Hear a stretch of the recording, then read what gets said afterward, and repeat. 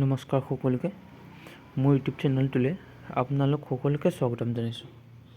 যিহেতু আসাম পুলিচৰ written exam হ'বলৈ বেছি সময় নাই, সেয়েহে মই প্ৰিপেৰেশ্যন কৰি থকা কিছু সংখ্যক প্ৰশ্ন আপোনালোকৰ মাজত প্ৰস্তুত কৰিছোঁ।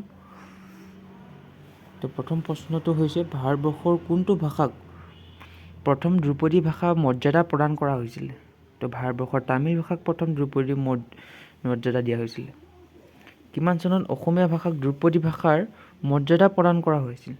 2024 চনত অসমীয়া ভাষাক ধ্ৰুপদী ভাষা হিচাপে প্ৰদান কৰা হৈছিল। তো চেৰা আৰু বা নৃত্য কোনখন ৰাজ্যৰ সৈতে জড়িত? মিজোৰাম।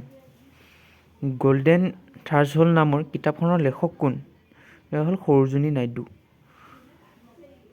নেক্সট প্ৰশ্নটো হৈছে, গুৱাহাটী মহানগৰীত অৱস্থিত অসমৰ ৰাজ্যিক সংগ্ৰহালয় কোন চনত স্থাপন কৰা হৈছিল? 1940 চনত এই সংগ্ৰহালয় গুৱাহাটীত স্থাপন কৰা হৈছিল। ভাৰতবৰ্ষৰ কোনখন চহৰক city of death in India নামেৰে জনা যায়? এইটো হ'ল বাৰাণসী।